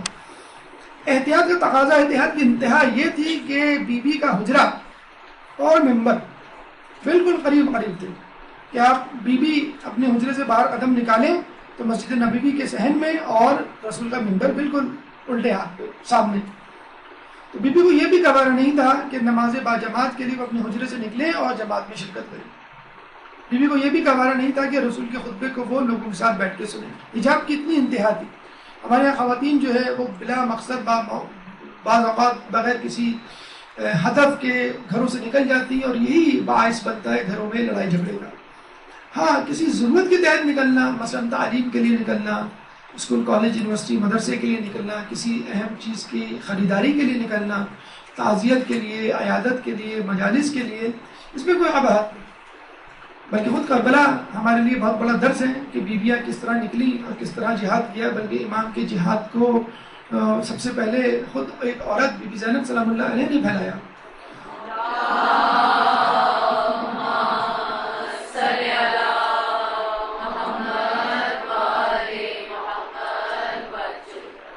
بی بی جب بھی گھر سے نکلتی تو کوشش کرتی اس میں حجاب تو موجود ہو، لیکن اس کے ساتھ ساتھ رکاوٹیں بھی ہوں کہ جس سے ان کا حجاب مزید مضبوط ہو جائے۔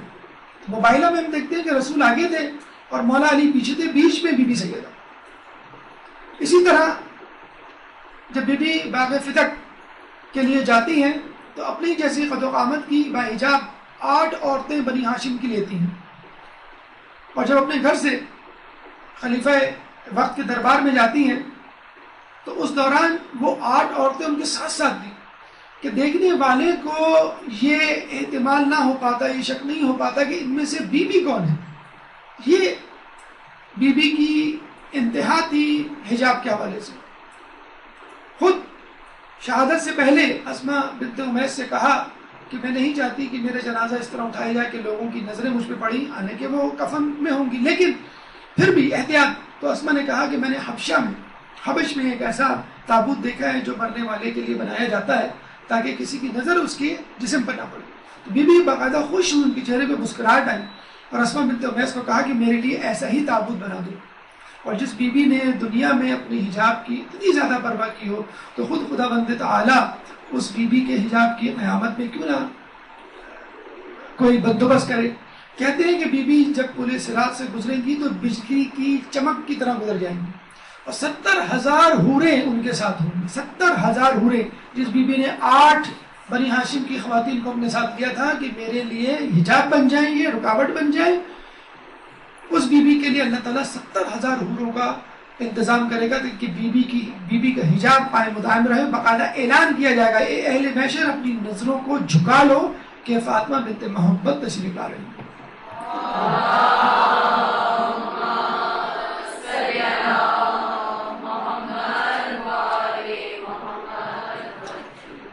بس یہاں پر بی بی کی ماننے والیوں کو بی بی کے نقش قدم پہ چلنے کے لیے اگر ان کے اندر ایک تڑپ موجود ہو تو یہ دیکھنا چاہیے کہ بی بی کا ہر کام کس نہج پر تھا۔ ٹھیک ہے اس نہج پر ہم اس کام کو نہ انجام دے پائیں، لیکن کم از کم اس معیار، اس نہج کا تو ہو کہ بیوی اس سے کم از کم راضی ہو جائے۔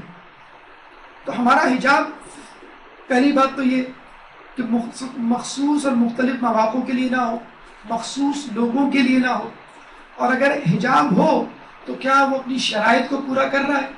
رنگ برنگے جو آج کل حجاب اور دوپٹے اور اسکارف مارکیٹ میں آ گئے کہ جو خود ایک جاذبیت رکھتے ہیں، جو خود حجاب کی شرائط کی منافی ہیں، کہ ٹھیک ہے آپ کو چہرے اور ہاتھ کے علاوہ تمام بدن چھپانا ہے، لیکن جن چیزوں سے چھپانا ہے ان میں شرائط ہیں کہ تنگ نہ ہو، جاذب نگاہ نہ ہو اور ٹرانسپیرنٹ نہ ہو۔ تو کیا یہ شرائط ہم پوری کرتے ہیں؟ تو کوشش کیجئے کہ اپنے حجاب کو اس طرح بیوی کے حجاب کے قریب ترین کیجئے کہ بیوی آپ کے حجاب سے خوش ہو جائے۔ اب آ جائیں بطور ماں، بیوی آج کل کی ماؤں کے لیے ایک مثالی ماں کیسے ثابت ہو سکتی ہیں؟ ایک درود پڑھ دیجئے محمد علیہ وسلم۔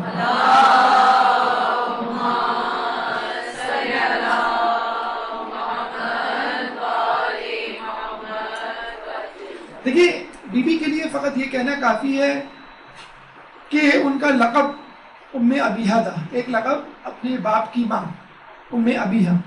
تو خود جو اپنے باپ کی ماں ہو تو یقیناً وہ اپنے بیٹوں کی بھی ماں ہوگی اور مثالی ماں ہوگی۔ جب رسول نے عام الحزن دیکھا، یعنی جب ابو طالب اور بی بی خدیجہ کا انتقال ہوا، تو یقیناً رسول کا ایک بہت بڑا بازو، ایک بہت بڑا سہارا جو ہے ان سے چھٹ گیا۔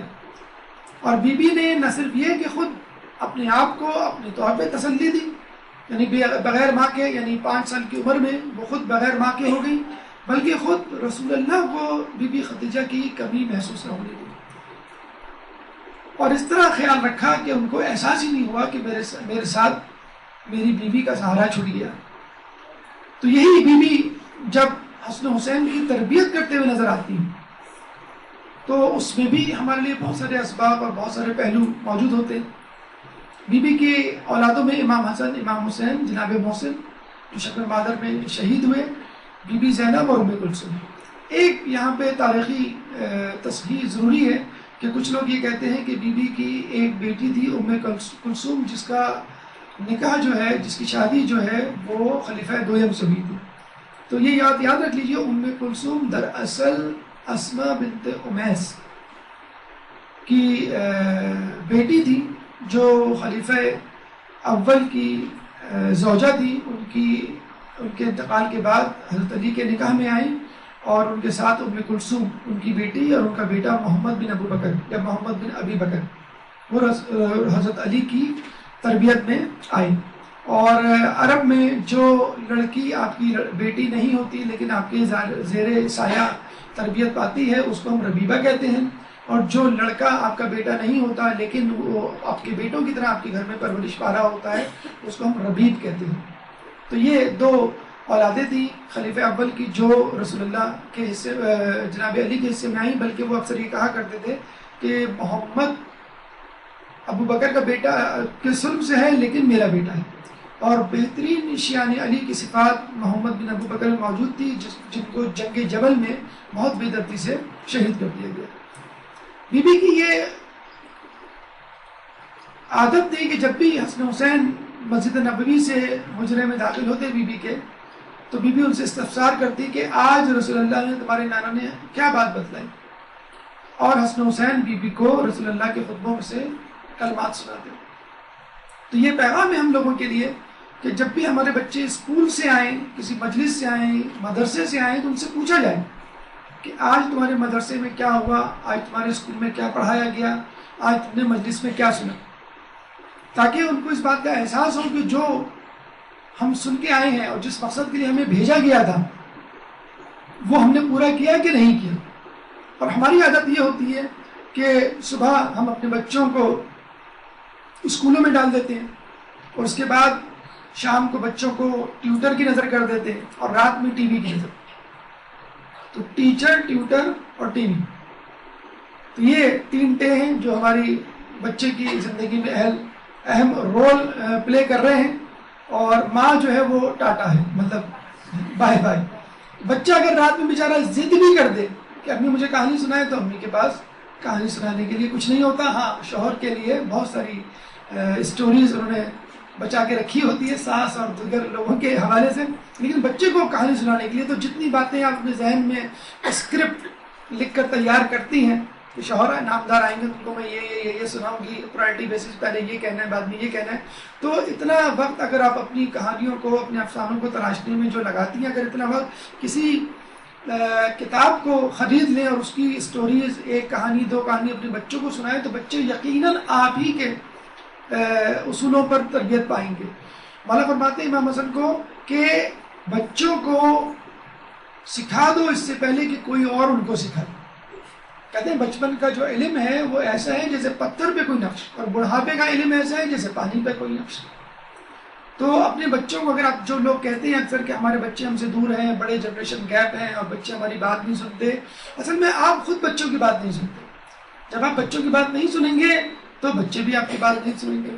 تو بچوں کو سنانے دیجئے پوری روزات، دن بھر کیا ہوا، اسکول میں کیا ہوا، اور شام میں کیا ہوا، رات میں کیا ہوا، اور پھر آپ ان کو ہر مسئلے، ہر واقعے کا انالیسس، جیسے ہمارے یہاں ٹی وی پہ ٹاک شوز آتے ہیں، دن بھر جو بھی کام یا کوئی واقعہ ہوتا ہے اس میں باقاعدہ کمنٹس ہوتے ہیں کہ یہ واقعہ کیوں ہوا، اب اس واقعے کے آئندہ ہونے والی سیاست پہ کیا اثرات نمایاں ہوں گے۔ اسی طرح بچے سے تمام باتیں سنیے اور پھر اپنے ذہن کو گھمائیے کہ جو باتیں میرے بچے نے آج مجھے بتائی ہیں، جن مشکلات، جن پریشانیوں، جن خوشیوں سے وہ گزرا ہے، اس کا اسلام میں کیا مقام ہے اور اسلام اس حوالے سے کیا کہتا ہے، میرے بچے نے کون سی غلط باتیں کی اور کون سی اچھی باتیں کی۔ غلط باتوں پہ جو ہے وہ تعدیب کیجیے، تنبیہ کیجیے، خبردار کیجیے، اور اچھی باتوں کی حوصلہ افزائی کیجیے۔ جب تک آپ اپنے بچے کو ٹائم نہیں دیں گے، جس طرح بی بی سیدہ نے دیا اور بچے سے پوچھا، حالانکہ بی بی سیدہ نہ بھی دیتی تو بچے بہرحال امام تو دے، اور امام ہمارا بائی برتھ امام ہوتا ہے، سکھایا آتا ہے، لیکن ہماری قوموں کو، اپنی امت کو یہ پیغام دینا مقصود تھا کہ بچوں کی تربیت کیسے کی جاتی ہے۔ ایک جو چیز ہمیں بڑی اچھی نظر آتی ہے، بہت خوب نظر آتی ہے، جس کا بہت زیادہ فقدان ہے ہمارے معاشرے میں، کہ ہم خود تو دیندار بن جاتے ہیں، لیکن اپنے گھر کو دیندار کیسے بنانا ہے، دین کی طرف کیسے لانا ہے، اس کا جو ہے ہمیں کوئی قلق نہیں ہوتا، کوئی توجہ ہماری نہیں ہوتی۔ ہمارے ماشاءاللہ نماز شب بھی چل رہی ہے، تلاوت قرآن بھی چل رہا ہے، موسیقی اور دیگر پروگرامات اور خرافات سے ہماری جو ہے وہ لڑائی بھی ہے، دشمنی بھی ہے، اور ہر وقت ذکر الہی ہماری زبان پر ہے، درس و تدریس میں مصروف ہے، لیکن ہمارا بچہ کن لوگوں کے ساتھ اٹھ بیٹھ رہا ہے، یا ہمارا شوہر یا ہماری بیوی کی نمازیں کیسی جا رہی ہیں، ہمارا گھر کا ماحول کیسا ہے، لوگ ٹی وی پہ کیا پروگرام دیکھ رہے ہیں، عموماً اس کا جو ہے کوئی نوٹس نہیں لیا جاتا۔ دیکھیے یہ چھوٹا سا واقعہ ہے جو اب اکثر آپ اپنی مجلسوں میں اور دروس میں سنتے ہوں گے، کہ جب حسن حسین بیمار پڑے تو مولا رسول اللہ نے بیوی سے کہا کہ تم لوگ کوئی نظر کیوں نہیں مان لیتے، تو دونوں نے، جناب سیدہ اور مولا نے نظر مانی 3 روزوں کی۔ اچھا 3 روزوں کی منت مانی بی بی نے اور مولا نے، اور اس کے ساتھ کنہوں نے روزہ رکھا، بی بی فضہ نے بھی روزہ رکھا اور حسن حسین بھی۔ یعنی اگر بڑوں نے منت مانی تھی تو بچوں کا کیا قصور، محاوراتی زبان میں اگر ہم کہیں گے بچوں نے کیوں روزہ رکھا، لیکن یہ وہ ٹیم ورک تھا کہ اگر بڑے کوئی کام کر رہے ہیں تو بچے اس کو دیکھ کے وہ کام کرتے۔ اچھا روزہ رکھا، اور آپ نے سورہ دہر میں یہ پڑھا بھی ہوگا، وَيُطْعِمُونَ الطَّعَامَ عَلَىٰ حُبِّهِ مِسْكِينًا وَيَتِيمًا وَأَسِيرًا، کہ جو مسکین، یتیم، اسیر کی محبت میں اپنا طعام دے دیتے ہیں۔ تو روٹیاں، ایک مسکین آیا اس کو روٹی دی گئی، کتنی روٹیاں دی گئی، 5 روٹیاں دی گئی، اور کتنی روٹیاں دی، 5 روٹیاں دی، ہر ایک کے حصے کی 1 روٹی، جس کا مطلب اگر 1 روٹی ایک آدمی کھا لیتا تو پیٹ بھر جاتا، تو بس 1 روٹی کافی نہیں تھی اس مسکین کو دینے کے لیے، دوسری، تیسری، چوتھی، 5 کی 5 روٹیاں دے دی گئی بچوں نے تک۔ حسن حسین نے بھی روٹیاں دی۔ دوسرے دن یتیم آیا، پھر وہی 5 کی 5 روٹیاں، تیسرے دن اسیر آیا، وہی 5 کی 5 روٹیاں۔ کہنے کا مقصد یہ ہے کہ یہ وہ ٹیم ورک ہے، یہ وہ خاندان کی محبت ہے کہ اگر ایک آدمی کوئی نیکی کرتا ہے بڑا، تو بچہ اور دیگر افراد، آپ کے نوکر چاکر بھی فوراً اس نیکی کی طرف لپکتے ہیں کہ اگر یہ نیکی کر رہے ہیں تو ہم اس نیکی سے کیوں جو ہے دور رہیں۔ قرآن میں آیا ہے یا ایھا الذین آمنوا قوا انفسکم واہلیکم نارا، کہ ایمان والوں اپنے آپ کو اور اپنے گھر والوں کو جہنم کی آگ سے بچاؤ، وقودھا الناس والحجارہ، کہ جس کا ایندھن انسان اور پتھر ہے۔ اس آیت کو سن کے کہتے ہیں کہ ایک شخص رونے لگا، لوگوں نے کہا تم رو کیوں رہے ہو؟ اس نے کہا کہ پہلے کیا اپنے آپ کو جہنم کی آگ سے بچانا کم مشکل تھا، جب گھر والوں کی بھی ذمہ داری لگا دی گئی ہے۔ تو رسول نے کہا کہ تم فقط اپنے گھر والوں کو انہی کاموں کا مشورہ دو جو تم کرتے ہو، اور انہی برے کاموں سے روکو جن سے تم خود رکتے ہو، بس یہ کافی ہے۔ تو ہمیں کوشش کرنی چاہیے کہ اگر ہم نیک کام کر رہے ہیں اس میں ہمارے گھر والے بھی شریک ہوں۔ کتنا اچھا ہو کہ گھر میں آپ کے امی ابو بہن بھائی چچا چچی خالہ خالو پھوپھی پھوپھا سب موجود ہوں، اور پھر بات کریں کہ فلاں دن یہ ہوا تھا فلاں دن یہ ہوا تھا، بجائے اس کے کہ آپ جنت میں موجود ہوں، پتہ چلا کہ آپ کی کوئی رشتہ دار جہنم میں، آپ کا کوئی دوست عزیز جہنم میں۔ تو بہتر یہ نہیں ہے کہ کیا آپ بھی جنت میں جانے کی کوشش کریں اور آپ کے آس پاس اور آپ کے گھر والے خود جنت میں آپ کے ساتھ جائیں؟ درود پڑھ دیں محمد علیہ وسلم۔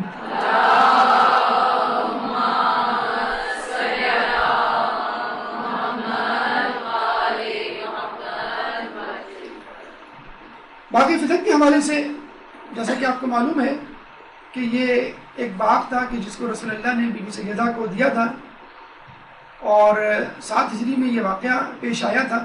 جنگ خیبر سے واپسی پر بنو قریظہ ایک یہودیوں کا قبیلہ تھا جس کا سردار تھا یوشع بن نون۔ تو سورہ حشر کی آیت نمبر 6 میں اللہ نے رسول اللہ کو یہ ہدایت کی کہ جو مال تمہیں دشمن سے بے لڑے ملا ہے، جس کے لیے تم لوگوں نے اور اوروں نے نہ گھوڑے دوڑائے نہ اونٹ، وہ تمہارا ہے۔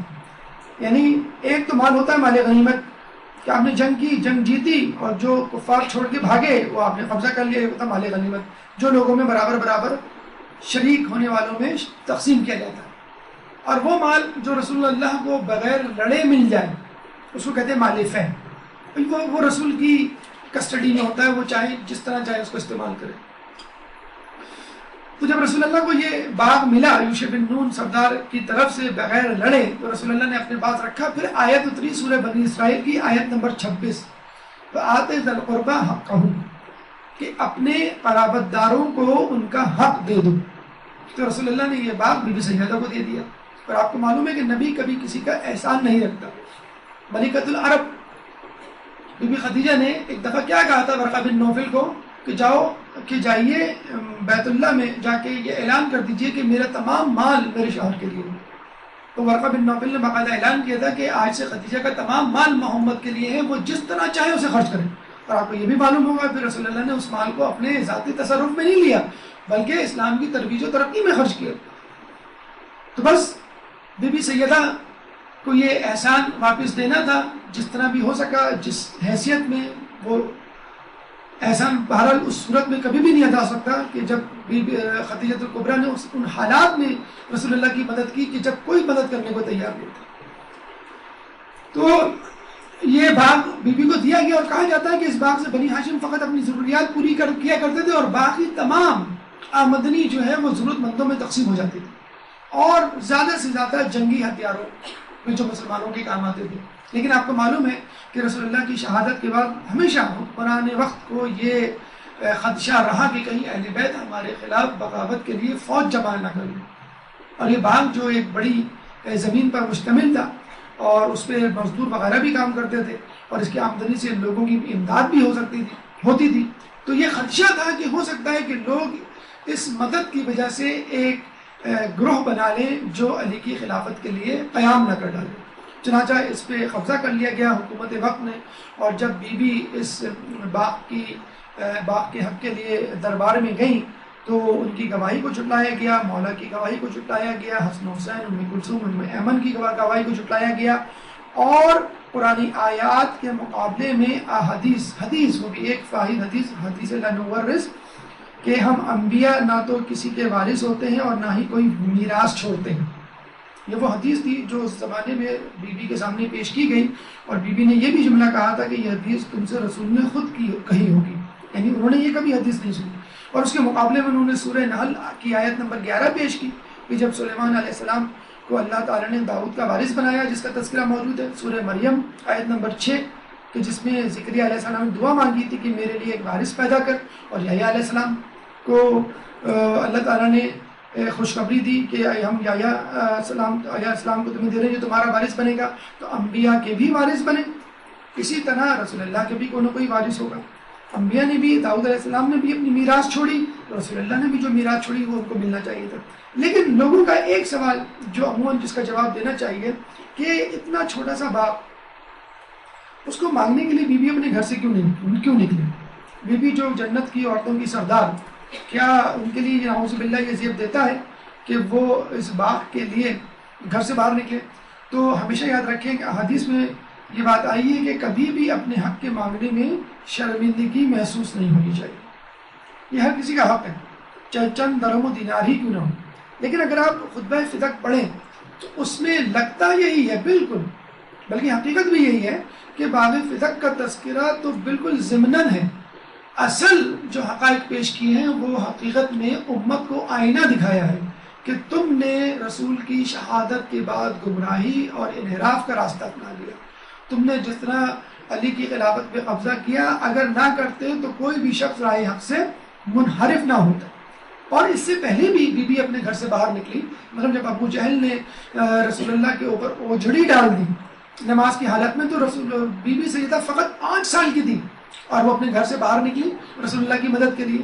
جب جنگ احد میں یہ افواہ پھیلی کہ رسول کی شہادت ہو گئی ہے تو بی بی اپنے گھر سے نکلی اور احد کے میدان تک گئی. کتنا دور ہے وہ میدان مدینے سے، لیکن بی بی گئی اس شہادت کی خبر کو کنفرم کرنے کے لیے. جب الحمدللہ دیکھا تو انہوں نے شکر ادا کیا. میدان جنگ میں حالانکہ یہ بھی ہو سکتا تھا کہ ان کو خود نقصان پہنچتا اور ان کو خود شہید کر دیا جاتا، لیکن پھر بھی عورت ہونے کے باوجود وہ میدان جنگ میں گئی.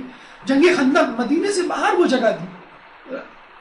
اس دن ان کے پاس کچھ آٹا موجود تھا تو چند روٹیاں بنائی تھی. ان روٹیوں کو لے کے خوشی خوشی بی بی سیدہ اپنے گھر سے اتنا لمبا راستہ طے کر کے جنگ خندق کے مقام پر وہاں جا کے رسول اللہ کو وہ روٹیاں دی جاتی ہیں کہ میں نے یہ روٹیاں پکائی تھی، سوچا تھا آپ کو بھی کھلاؤں. تو رسول اللہ نے کہا کہ میں نے 3 دن بعد یہ پہلا کھانا کھایا ہے.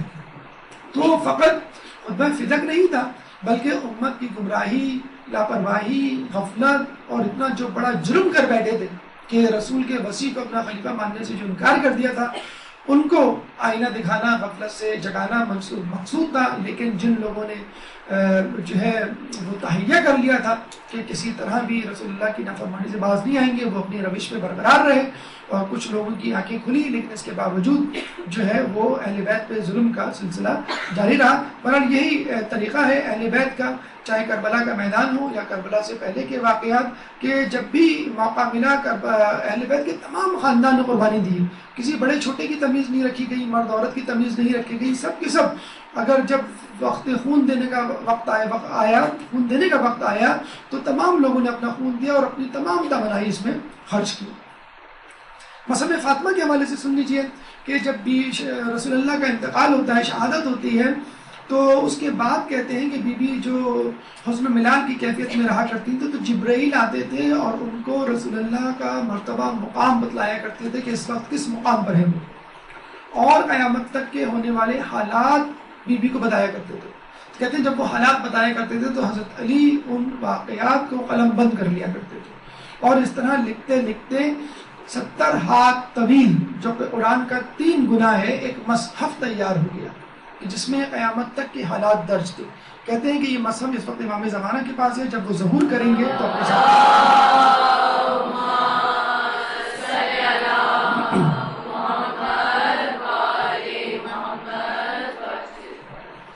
رسول کی شہادت کے 75 یا 95 دن بعد 13 جمادی الاول یا 3 جمادی الثانی زیادہ قریب ہے جمہور کے، بی بی کی شہادت ہوتی ہے. اور بی بی نے اپنی شہادت سے پہلے یہ کہہ دیا تھا کہ میری قبر پہ، میری میت پہ، میرے نماز جنازہ پہ ان لوگوں کو نہیں آنے دینا جن لوگوں نے مجھ پر ظلم روا رکھا.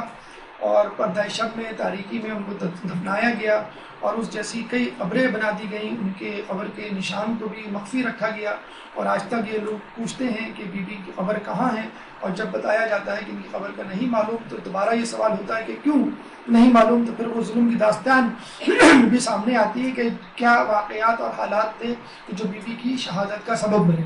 اور اس میں بھی خدا کی ایک حکمت دی تاکہ لوگوں کو پتہ چل سکے کہ اہل بیت پہ رسول اللہ کی شہادت کے بعد کیا کیا ظلم ڈھائے گئے. بہرحال بی بی کی فضیلت کے لیے یہ کافی ہے کہ جب قیامت کا میدان ہوگا تو یہ کہا جاتا ہے کہ اللہ تعالیٰ جو ہے بی بی سے کہے گا کہ تم کیا چاہتی ہو، تو بی بی کہیں گی میں چاہتی ہوں اپنے بیٹوں کو دیکھوں، تو حسن حسین کو سامنے لایا جائے گا اور امام حسین کی گردن سے خون نکل رہا ہوگا، خون ٹپک رہا ہوگا، تو بیوی اس وقت ان کو جلا لائے گا اور وہ کہیں گے اللہ تو مجھ پر ظلم کرنے والوں سے میرا انتقام لے، تو اللہ تعالیٰ کربلا کے قاتلوں اور ان کی نسلوں تک کو جہنم میں ڈالے گا۔ اور کچھ لوگ ایسے بھی ہوں گے جو چیخے چلائیں گے ہم کربلا میں تو تھے نہیں، تو ہمیں جہنم میں کیوں ڈال رہا ہے؟ تو کہا جائے گا کہ تم وہ لوگ تھے جو کربلا میں موجود نہیں تھے لیکن امام کے قتل سے خوش تھے، تو جو امام کے قتل سے خوش ہوا وہ بھی ان کے دشمنوں میں شامل ہے، اور جو امام کے ساتھ موجود تھا اور ان کے بعد کربلا میں موجود نہیں تھا لیکن ان امام کے ساتھ اپنے آپ کو محسوس کرتا تھا کہ اگر میں کربلا میں ہوتا تو امام کے ساتھ ہوتا، تو وہ بھی امام کے ساتھ شمار کیا جائے گا۔ تو کہتے ہیں ان لوگوں کو جہنم میں ڈالا جائے گا۔ پھر جبرائیل پوچھیں گے کہ بی بی آپ کی کوئی اور حاجت، تو بی بی کہیں گے میرے شیعہ، پھر کہا جائے گا کہ ان کو اللہ تعالیٰ نے معاف کر دیا۔ پھر کہا جائے گا کہ کوئی اور حاجت، تو بی بی کہیں گی میرے دوستوں کے دوست، تو پھر اللہ تعالیٰ کہے گا کہ ہم نے ان کو بھی معاف کر دیا، اور پھر اللہ کہے گا اے فاطمہ اب تو تم جنت میں چلی جاؤ، تمہارا ہر شیعہ جنت میں ہوگا۔ گویا تمام انسان اللہ کے سامنے ملتجی ہوں گے اللہ ہمیں جنت میں ڈال دے، اور اللہ فاطمہ کے سامنے ملتجی ہوگا کہ اے فاطمہ جنت میں چلی جاؤ۔ اللہ تعالیٰ سے دعا ہے کہ جو کچھ پڑھا اور سنا اس پہ عمل کرنے کی توفیق عطا فرما، امام کے ظہور میں تعجیل فرما، ہمیں ان کے انصار و اعوان میں شامل فرما، اور قیامت میں ہمیں بی بی سیدہ کی شفاعت نصیب فرما۔ وآخر دعوانا ان الحمد للہ رب العالمین۔